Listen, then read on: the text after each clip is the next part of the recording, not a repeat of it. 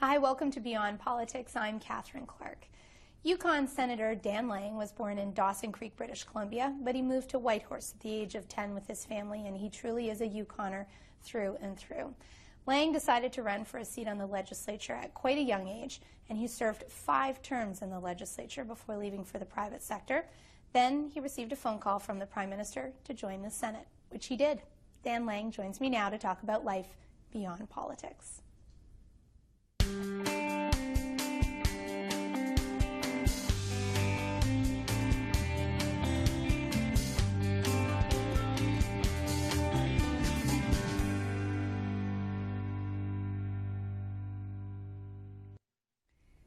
Senator Dan Lang, welcome to Beyond Politics. It's great to have you here.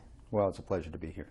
You have a long history of political activism in your family. You seem to have people all over the family tree who've had some kind of involvement in one level or another in politics.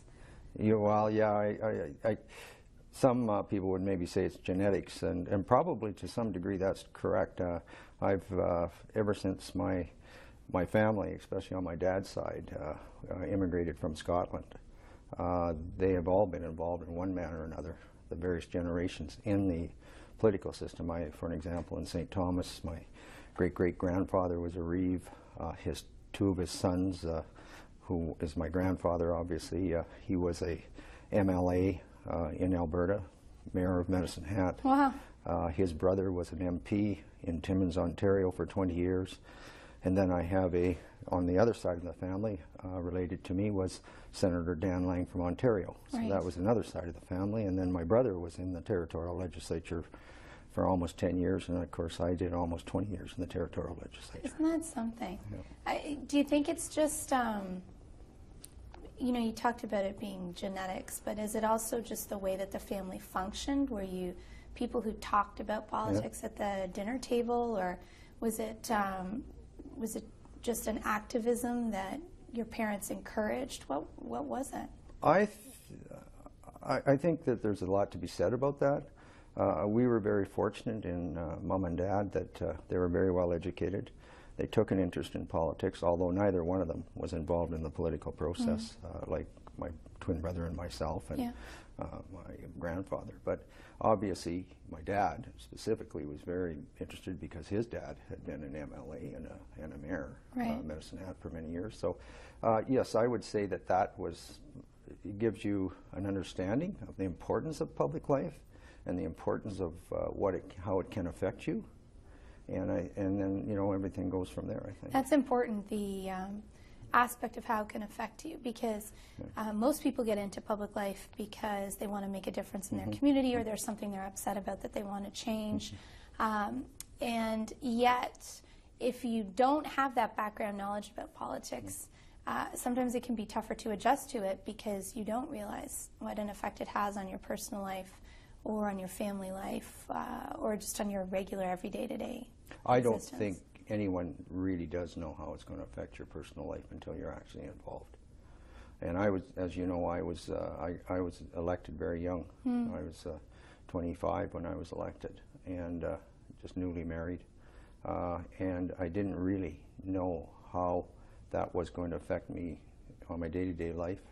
And you only learn that when you're part of the process. Yeah. Yeah, and it's not always a great learning curve.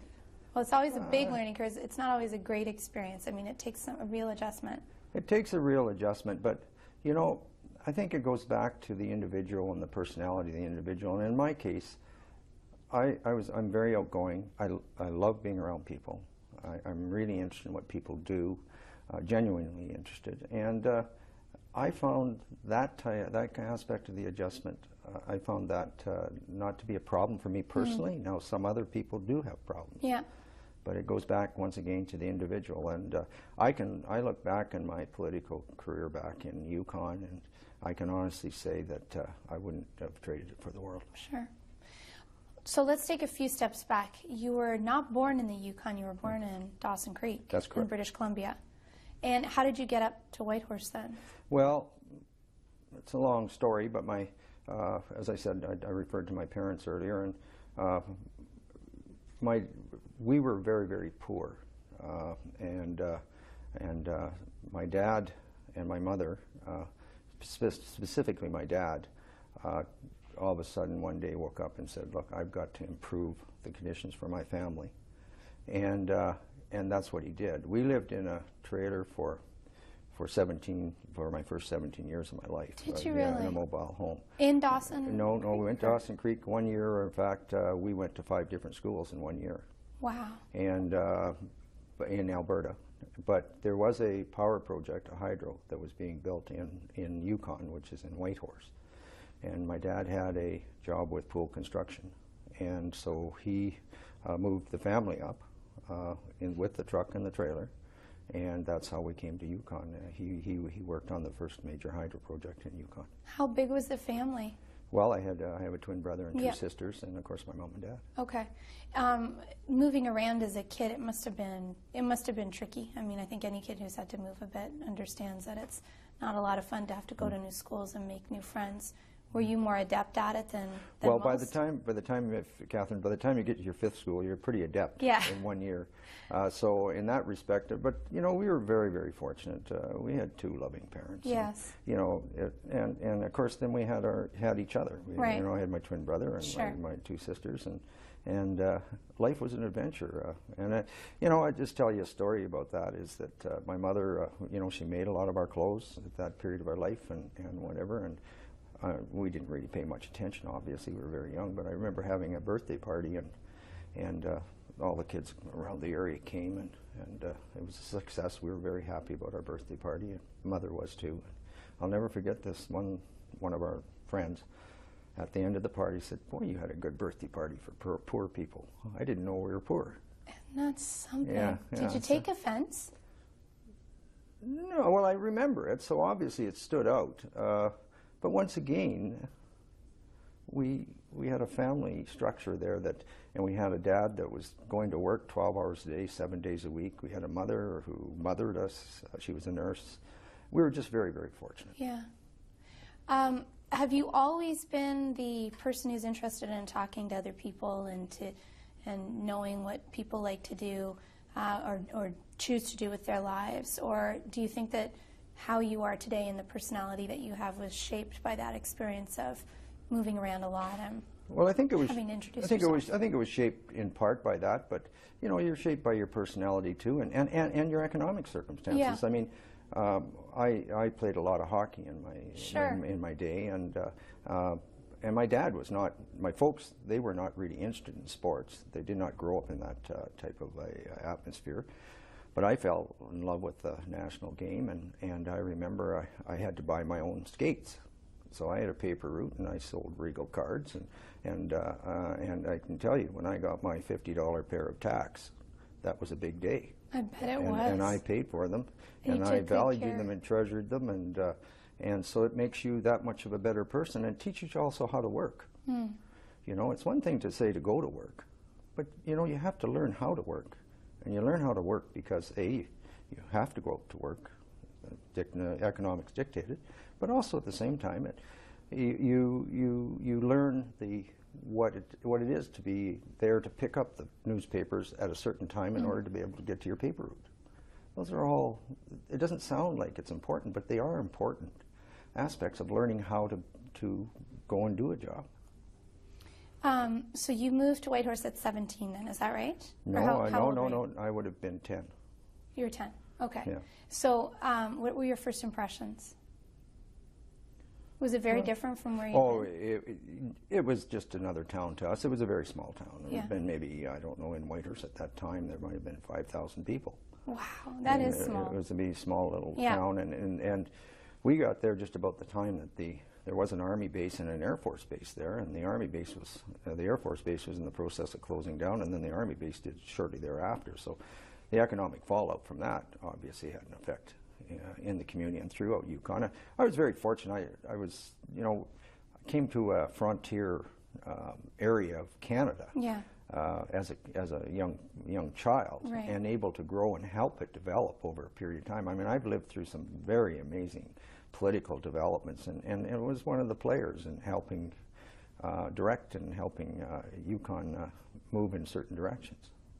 You talked a little bit about hockey and how much you liked hockey. Yeah. And you went to the University of Alaska. Yeah. And I wasn't sure if you went because you liked the academics and hockey was a side interest, or because you liked the hockey and academics was a side interest. Well, I think the hockey was more important than Okay. the academics when it came right down to it. But you it have was to have your really an adventure. priorities. Well, you have to have your priorities, and it was interesting because we were the forerunners of what is the hockey in Alaska, and the Fairbanks and the University of Alaska's team is called the Nanooks.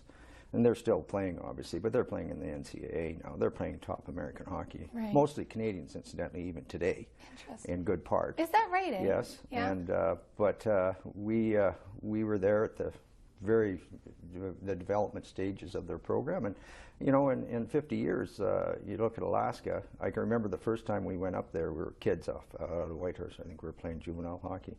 The bus went off the road. It took us 26 hours to get to Anchorage. We got there. They only had an open door. We were playing on an open air rink, and outdoor rink, and we got off and we beat them 13-1. 13-1. And today, That's a whopping. well, today, defeat. I want to put this in perspective. Today, in Alaska, they have, I think, 5 or 6 NHL players. Wow. So that shows you where they were and where they are today. Did you want to be one of those NHL players? Was Oh, that an ultimate goal? Everybody, Yeah. you know, I used to, I always remember listening to the Red Wings playing Montreal or Toronto when I was when my dad was working out at Stewart Crossing. We were taking correspondence that year, and that's when I became a Detroit Red Wing fan. Really? Gordie Howe, yeah. Because of Gordie Howe. Yeah. Isn't that yeah, something? Are you still a fan? You still yeah, pay I'm still attention? a fan. Oh yeah, I pay attention. It's different now, though. You know, you detach yourself to a team back then, and the team basically stayed together. So you kind of felt at a distance that you knew who Gordie Howe was, who Alex DeVecchio was, Yeah. or Terry Sawchuk was. Well, you know, of course, you know, they move around all the time now, Sure. so there's not that sense of belonging, in my judgment, anymore. Yeah. But the game has changed. The game is so much better. I remember when I played, if I saw a hockey player that was over 6 foot tall, I just loved it, because you just assumed he was a pylon. Well, that doesn't happen today. Right, right. Isn't that something? Yeah. So you, the hockey thing wasn't necessarily going to take you to the NHL. Obviously not. Did you have a sense of where you wanted to go? Were you planning to No. go in any particular direction for a career, or is that why you decided to travel? Well, I think I inherited that in part from my dad and mother. They loved traveling, and that was part of the things we talked around the kitchen table. Although you went further, I think, than they did, didn't you? I mean, you did a bit of a world. Oh, my dad went all over the world. My dad Did was he? in the Navy. Yeah. During the war, Yeah. and Dad traveled every year. He, you know, when things became more affluent, you know, he'd go to China, or they would go to Vietnam, or they would. Really? Yeah, no, How no, interesting. And similarly, so yeah, to answer your question, you know, as far as career was concerned, I came back to Whitehorse from university, and of course then I got married, and when you get married, you have to have a job. Right. So that one follows the other, or Yeah. one goes together. Yeah. Or So they don't go at all. Yeah. So I was working on construction is what I went into, because my dad was in the construction business, and by that time in his life, he was becoming pretty successful. Yeah. And I was fairly good at what I did. I was running equipment, and I always had well-paying jobs. Yeah. If I ever went to work, I made sure I was getting paid well. Right. Yeah. So when you traveled, you worked in construction too, though, in Australia. Yeah, I went through Australia, Yeah. and then up to Scotland, and worked in Scotland, and So you worked your way through your travels. yes. Okay. Well, I didn't have any money, Right. so So it's that's a big pretty, problem. Well, it's a problem and an opportunity. Yeah. So why'd you come home? Well, we got married. A young lady from Alaska who I Yeah. met in Fairbanks, and we got married in Scotland. Actually, that's another story I could talk about. And then we came back to Yukon to settle down and have a home. You knew you were going to go back to Yukon. Yeah. Oh yes, Yukon's I can say this unequivocally to all your viewers. Being from Yukon and living in Yukon, we live in one of the most beautiful parts of the world. Because I've been a lot of places in the world, and I always come back. Yeah. All right, now let's hear this Scottish wedding story. Well, very quickly, I had friends from Fairbanks. We had friends from Fairbanks actually living in Scotland. And we wound up in Scotland to visit them. And then Annie said, "Are you going to get married?" And we said, "Yes." She said, "Well, why don't you get married here?" And so we kind of looked at each other. And she said, "Yeah, well, why don't we?" And I said, "Well, yeah, why don't we? And then we don't have to have a major wedding or all the other things that go along with it." And so one thing led into another. And of course, in Scotland, when you get married in Scotland, you got 3 weeks of the proclamation of the banns in the Presbyterian Church. So, and of course, we didn't have any money. So we had to find a job. So I went to work for 3 weeks to a month, or what I figure, whatever the time was, and then we had the wedding in the little town of Largs, and they Did any of your family come? No, and we had this little town of Largs, and they just adopted us, along with Sparky and Annie. Sparky was my best man, and Annie was the bridesmaid. And so Gussie and I they organized this big party, and I'm sorry, Gussie was your my first wife. Your first wife. And it was quite an event. They turned it into a whole community came out. Did they really? And oh yeah. Did they make you eat haggis? Oh yeah, haggis, and then. Oh really? This is kind of a different twist on it, because the reason Sparky and I knew each other, I played in a pipe band and I played the bagpipes. Wow. And so did Sparky. So the only two people at this Scottish wedding that could play the bagpipes were an American, Sparky, and myself, a Canadian. So that was a bit of a twist. And then everything I had on for the purpose of the wedding was borrowed, except for my shoes. Yeah. So I got married to You kilt. got your own shoes. Yeah, I bought my shoes, bought everything. So it was one of those things in life when you look back and you think there was a window there, and it was it's a story. That's a wonderful story. Yeah. Do you have pictures that you still? Yes, we have still pictures. So you went home, and instead of I don't know what you did as soon as you went home, but I went to work in construction. Pretty soon after that, you decided I probably went to work the next day, because it was like back then every day was a new day, and you never had any money. Right. So you kept day by day. That's right. So what was it that made you decide to run for politics? Well, because you were young. Yeah, I was very young, and yeah, I mean, there was frankly, hadn't done it before.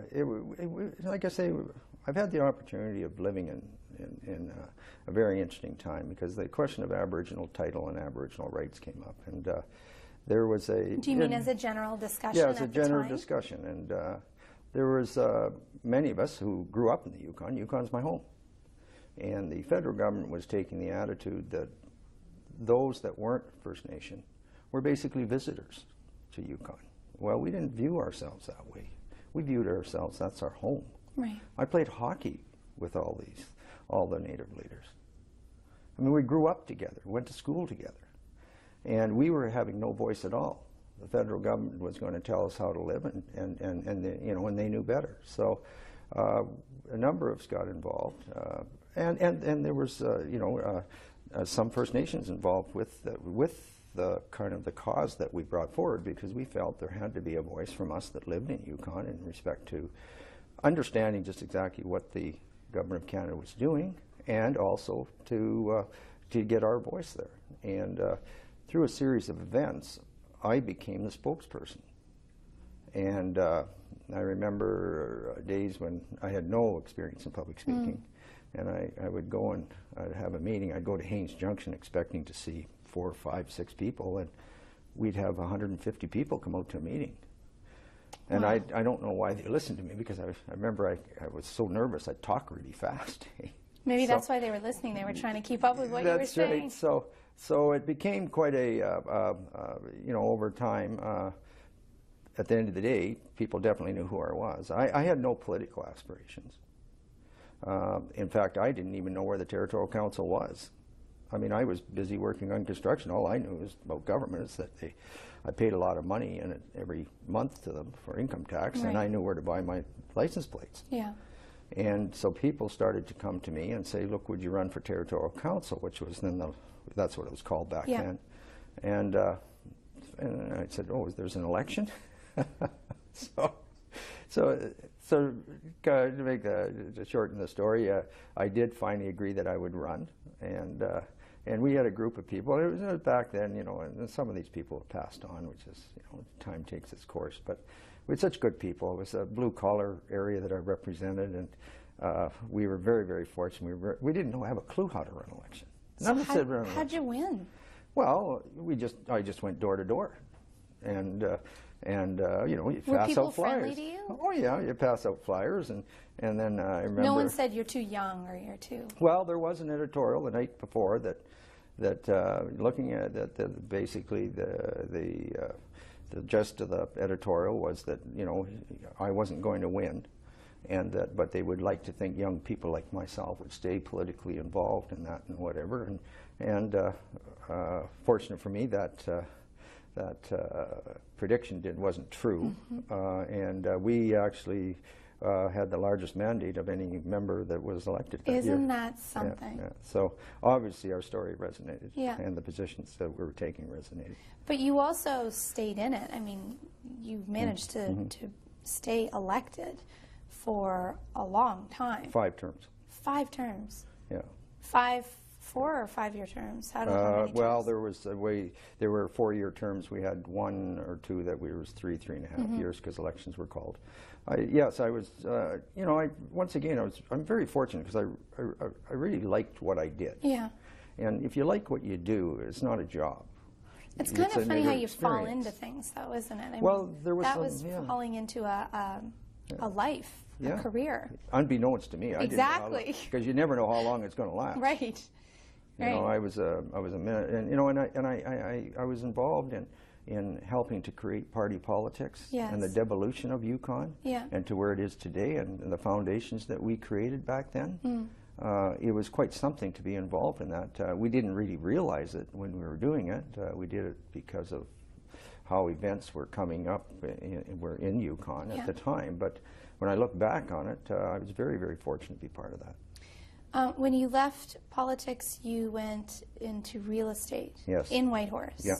Was that a tough adjustment? Well, it wasn't. It wasn't. I retired, and I want to stress this. I retired Okay. in 1992 Okay. on my own Yeah. my own decision.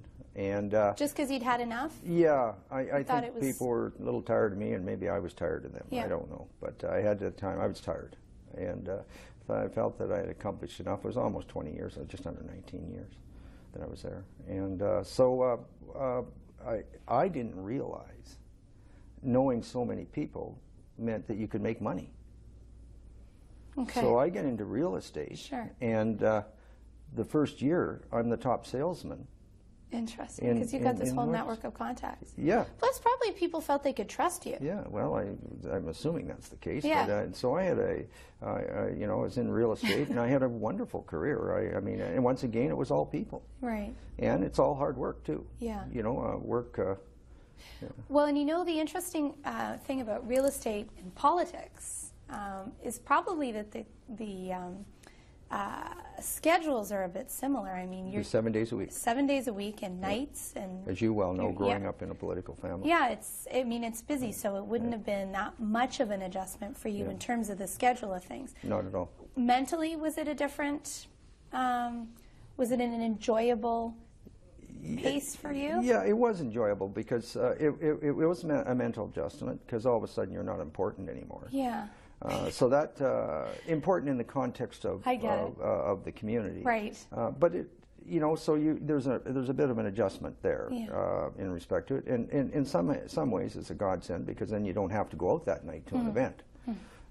So on that side of the score, so it kind of balances out. You have more free time. You think you have more free time. Actually, in reality, in the business I was, it probably didn't, because you know, if you want to go out and review some and see some real estate on Sunday, well, Catherine, I'll be there. I'll Sure. take you out. So, but no, it was there was an adjustment, but it was. I can honestly say, once again, I was very fortunate. I fell into something that worked for me, and I just want to back up. The reason I fell into that was I had been in government for 11 years. I'd been a cabinet minister for 11 years. We lost the government, but I maintained my seat. I had 4 kids, but my salary was cut down by about 40%. Oh, sure. So I had to find some sort of other way of making a living to help offset that loss. Yeah. So that's how I got into real estate. Right. So I was actually in real estate prior, because I was an MLA. I wasn't Right. a cabinet minister anymore. I was in the opposition. Huh. Which I didn't particularly... That would have been a busy schedule. Yeah, it was a very busy schedule. Yeah, I bet. Between doing real estate and Yes, yes. and all your duties Sometimes as an MLA. for a period of time I was the leader of the opposition too. So it was every day was full. I didn't realize how busy I was until I looked back. Yes, until you had time to stop and think. Well, I never did stop and think. Oh, okay. Well, I'd like to say I stopped and thought, obviously, but I didn't. You could never stop. So here you then have this successful career in real estate, and you get a phone call from the Prime Minister asking you to accept a Senate appointment. What were your first thoughts? Well, it's kind of interesting because my wife, Val, who hadn't been involved in my political career, and she's an artist, and in her previous life was a physiotherapist. But when the sitting senator retired, Ione Christensen, Senator Ione Christensen, it was obviously there was a lot of publicity over that, and Val looked at me and said, "Well, would they ever think about appointing you as the senator?" I said, no, that's not going to happen. I said, I always bring a point of view. I said, the last thing they want is somebody that's going to stand up and say what they think. And so I dismissed the whole thing. Yeah. I never even thought about it. And I never really thought about getting back into politics, quite frankly, although I had been the president of the gymnastics associations because my daughters had been involved. I'd been on the board of governors for the college, other than for those types of contribution to the community. Right. I wasn't thinking of going back into major politics and political life. And then I got a call, actually locally, from the local territorial government to see whether or not I would be interested in that appointment, because the Prime Minister obviously had to make some appointments, because in order for him to get his agenda through the House of Commons, he had to get through the Senate. Right. And so one thing led to another, and we got the call, and it was very fortuitous for me in my life, because I was 60 then. I'm 65 now. I just had my 65th birthday. My twin brother and I did just recently, it was great to have a change, and I'm very privileged to have the position that I have, and to see actually how Ottawa does and doesn't work. I'm very fortunate to have the background I have, because I think there's a lot of understandings that I bring to the table that a lot of people don't if they haven't been in political life, that you don't even know you have. Right. Yeah. Yeah. I'm really grateful to you that you took the time to be here today. Time flies by quickly, and I've enjoyed our chance to chat. Well, it's been thank you very much. I really appreciate the opportunity, and hopefully you can find some time and come and visit the most beautiful part of the planet, It certainly Yukon. is a beautiful part of the world. Yeah. I second that. Thank you. Thank you.